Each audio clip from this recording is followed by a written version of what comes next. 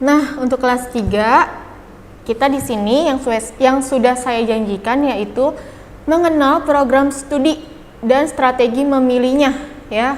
Jadi sebelum kita masuk, gini dulu.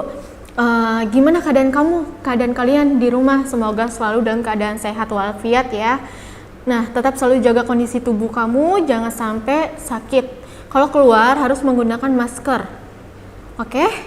Jangan sampai kamu tidak menjaga kesehatan kalian gitu. Nah, untuk ini saya mohon untuk dicatat poin-poin penting yang udah saya sampaikan saat ini. Siapkan buku BK tersendiri dan jangan dicampur-campur dengan pelajaran yang lainnya. Oke? Sebelum kita masuk, lebih baik kita tonton video berikut ini dulu biar kamu lebih paham sebelum masuk materi kita. Kita tonton dulu ya.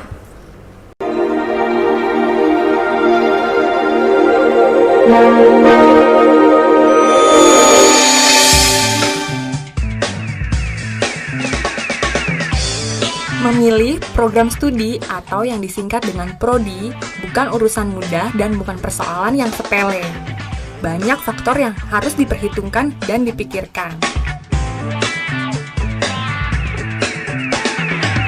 Untuk itu, alangkah baiknya untuk memahami diri. Sebenarnya apa sih cita-cita kita di masa depan nanti? Ingin jadi apa dan ingin bekerja di bidang apa? Jujur pada diri sendiri dan jangan hanya berdasarkan perintah orang tua atau terpengaruh oleh teman. Pertimbangkan akreditasi lembaga dan program studi karena merupakan bukti otentik dari kualitas penyelenggaraan pendidikan di sebuah kampus. Pertimbangkan juga biaya kuliah dan lokasi. Nah, lokasi ini penting nih apabila kita kuliah di luar kota, maka konsekuensinya kita harus hidup sendiri dan biaya kuliah juga akan lebih tinggi. Lihat prospek kerja dari program studi yang dipilih untuk setelah lulus nanti. Apakah program studi yang diambil dapat mengantarkan kalian mendapatkan pekerjaan dan karir yang sesuai? Oleh sebab itu, pelajari dan pahami dengan seksama profil program studi yang akan kalian pilih.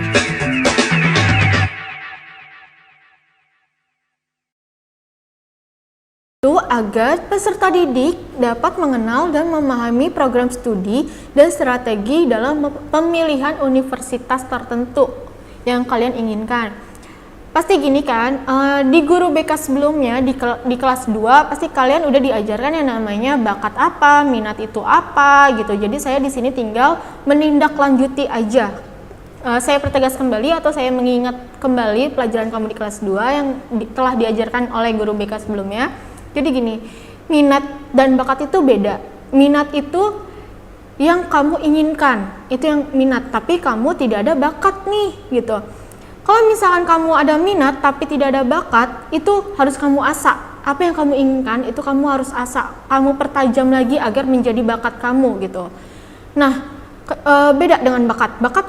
Bakat kamu udah bisa nih, kayak misalkan musik lah atau apa gitu, kamu udah punya bakat dalam diri kamu, tapi kamu tidak minat dalam hal tersebut gitu.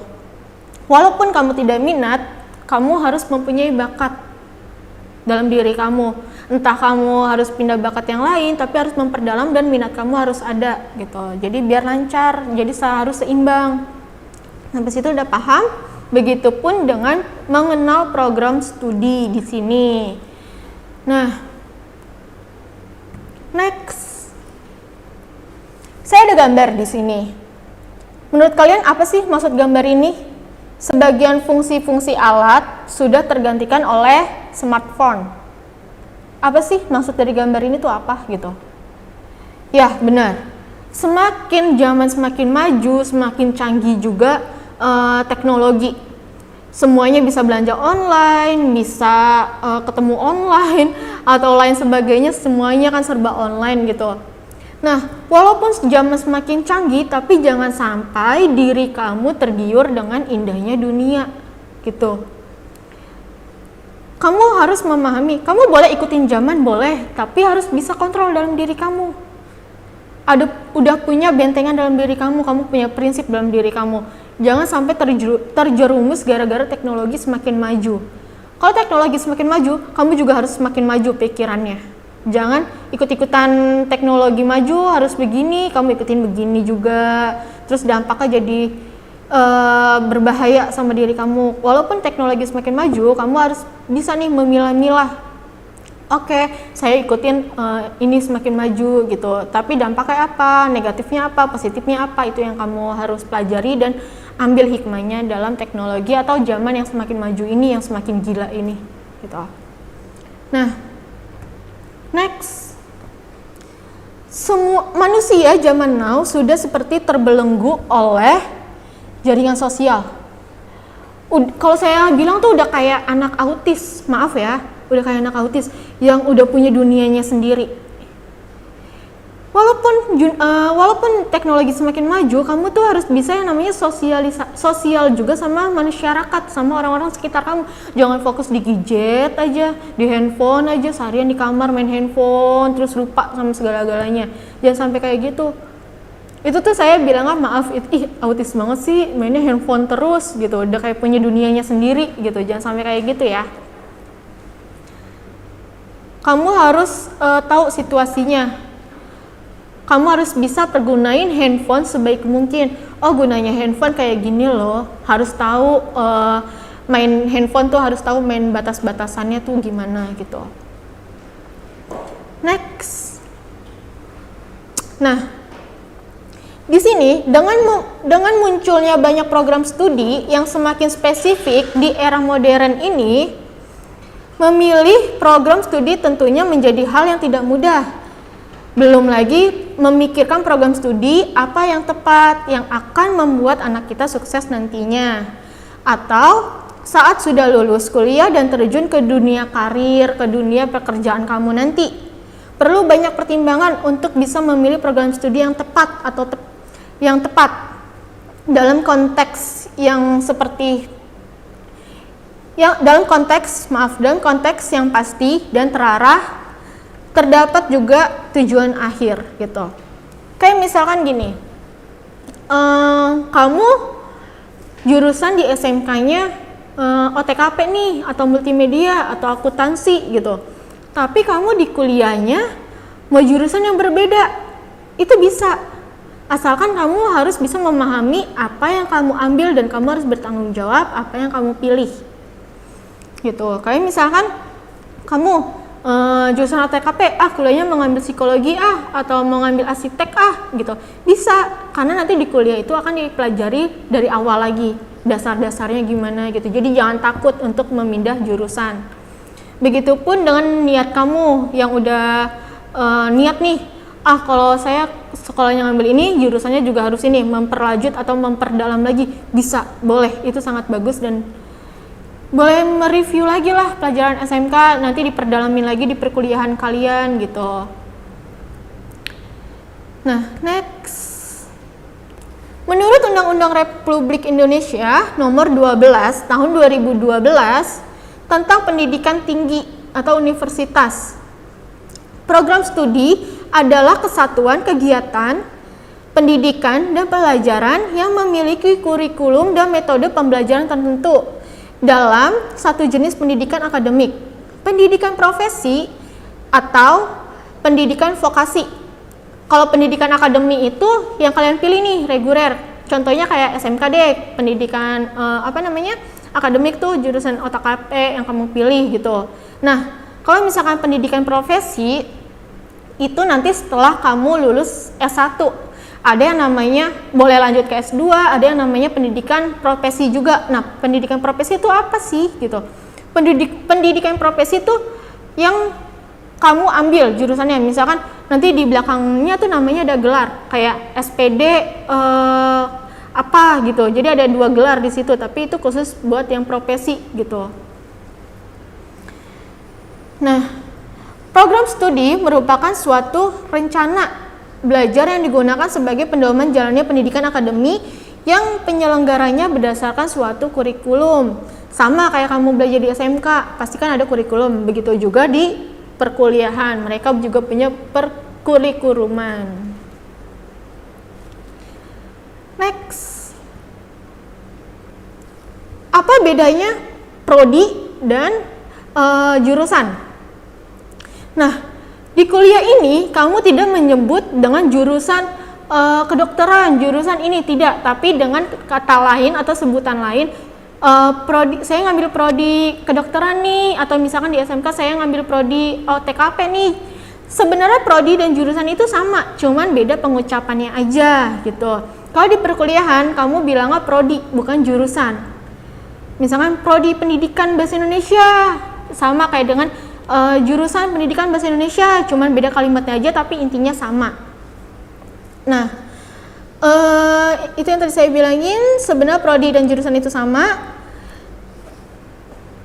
Next, cara memilih program studi yang tepat buat diri kamu. Di sini akademik, pemahaman tentang program studi. Sebelum kamu melangkah lebih lanjut, kamu cari nih universitas mana aja nih yang kamu mau, kayak misalkan UNJ, UI, atau veteran, universitas veteran gitu. Itu kamu harus tahu, UNJ dia punya program studi ini gitu. Nah, prodinya ada prodi ini, banyak kan prodi-prodinya. Kamu dalamin lagi, pelajarannya kayak gini ya. Kalau prodi matematika, pelajarannya gini ya. Kalau prodi bahasa Indonesia, kamu pahami lagi tuh lebih dalam. Kamu cari tahu dulu. Jangan asal pilih, asal ngeklik gitu. Nah, kemampuan akademik.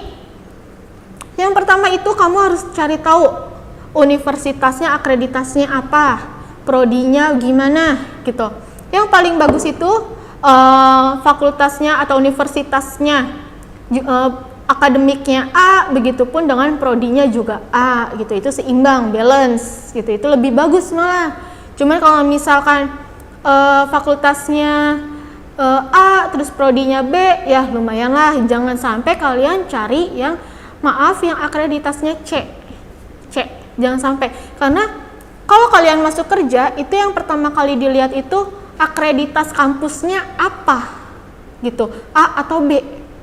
Kalau C itu masih dipertimbangkan gitu. Kan dunia semakin canggih kan, pasti kamu tahulah googling atau YouTube gitu, kamu cari tahu aja. Nah, non akademiknya menyesuaikan cita-cita, minat dan bakat. Itu yang tadi saya bilang. Yang pertama, faktor dan variabel pendukung menyesuaikan cita-cita, bakat dan minat. Kalau misalnya kamu arsitek, udah kamu udah punya minat, kamu udah punya bakat, kamu tekuni itu pelajarannya gitu. Kamu harus bertanggung jawab atas pilihan kalian. Apa yang kalian ambil itu tanggung jawab kalian. Jangan sampai kalian dijudge sama orang-orang banyak kalau kalian itu tidak bertanggung jawab atas pilihan kalian. Nah, realitis. Kalau misalkan kamu ngambil jurusan atau prodi atau fakultas, jangan sampai kamu salah jurusan. Cari jurusan yang benar-benar, kuliah ini atau prodi ini kerjanya begini nih, alur kerjanya begini, dapat kerjanya di sini gitu. Jadi kamu harus sudah punya, jangan main asal masuk, tiba-tiba pas kerja, kerja di mana ya, jurusan ini susah nih buat nyari kerja, jangan kayak gitu. Informasi yang sempurna, itu yang saya bilang sebelumnya, harus diteliti informasinya, harus diperdalam lagi apa yang ada di kampus itu atau apa yang ada di universitas itu gitu. Lokasi dan biaya, misalnya gini, lokasi jauh gak ya dari rumah, atau orang tua kalian tuh menyagupin gak ya kalau misalkan kalian ngekos di luar kota gitu. Terus biayanya, biaya segini, ekonomi saya begini nih gitu, harus disesuaikan. Atau kalian bisa lebih gede lagi biayanya, kalian harus pintar-pintar cari beasiswa di kampus. Beasiswa di kampus itu banyak banget, asal kalian aktif untuk bertanya. Itu banyak banget beasiswa di kampus. Jangan jadi manusia kupu-kupu, pulang pergi, atau kuliah pulang gitu. Jangan sampai. Kalian tuh harus sosialisasi sama orang kampus. Yang namanya mahasiswa, aja udah gede kan, beda sama siswa. Berarti siswa yang udah lebih tinggi intelektualnya gitu. Terus daya tampung jurusan, kalian harus cek lagi nih, daya tampung di kampus ini segini, bisa gak ya masuk gitu. Masa depan, karir, dan pekerjaan. Itu yang tadi saya bilang, kalian harus tahu konsekuensinya. Kalau misalkan kamu ngambil jurusan ini, oh karir saya bakal begini, pekerjaan saya yang akan saya ambil di kerjaannya begini gini, ada pekerjaan ini, jadi banyak gitu. Jangan sampai kamu salah ngambil jurusan yang akhirnya memperlambat kamu untuk mencari pekerjaan. Kenali pesaing. Oh ya, kalau di kelas 3 itu ada beberapa yang namanya jurusan, atau ada beberapa kita membantu untuk siswa masuk ke universitas, kayak misalkan SNMPTN, SBMPTN, Politeknik atau jurusan atau pilihan-pilihan yang lainnya gitu. Nanti bisa hubungin saya aja gitu. Terus memahami jejaring perguruan tinggi. Kamu harus tahu nih seluk-beluk kampus ini kayak gimana gitu. Terus sampai sini udah paham? Kita next. Kegiatan peserta didik, nama kegiatan atau mengelompokkan program studi. Misalkan peserta didik diminta untuk membentuk kelompok. Oh ini nanti ya kalau misalnya kita tatap muka. Nah, di sini tuh saya jelasin setiap kelompok diminta untuk mencari informasi sebanyak-banyaknya tentang berbagai program studi di Indonesia.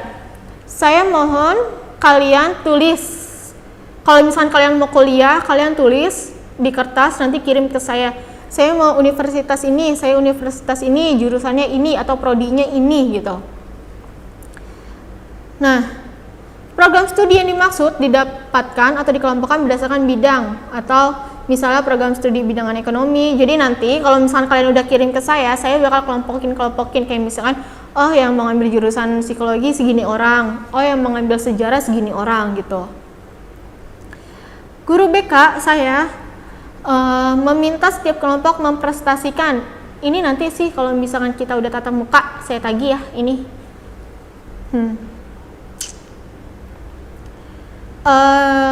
Sudah dipahamin sampai sini? Jadi kalau misalkan kalian mau kuliah, kayak misalkan mau ngambil jalur SNMPTN atau jalur yang itu SNMPTN itu nilai rapot kita ngambil dari semester 1 sampai semester 5. Yang peringkat 1 sampai peringkat 5 gitu. Nah, yang SBMPTN itu jalur mandiri. Kayak misalkan kamu daftar nih, tapi nanti kamu ujian gitu. Yang nanti lokasinya itu nanti ditentuin sama pihak sananya gitu. Jadi nanti kamu pas udah ngeprint kartu pesertanya, di situ udah terletak ujiannya di sini pada pukul segini, sesi segini gitu. Nah, terus yang politeknik sama, ada yang nilai rapot, ada yang nilai tertulis atau nilai ujian gitu. Jadi kamu harus tahu nih, saya mau ikut SNMPTN aja, saya mau ikut SBM aja, saya mau ikut semuanya. Bisa, boleh sangat. Siapa tahu keberuntungan kalian tuh di salah satu itu gitu. Jadi mau kuliah ya. Sampai sini dulu penjelasan saya, kurang lebihnya saya mohon maaf. Dimohon untuk mencatat inti-inti dari materi yang saya tampilkan ini gitu. Terus kalian tulis program studi mana aja yang kamu inginkan, dan nanti beasiswa biasanya banyak di kampus-kampus, jangan khawatir. Gitu aja.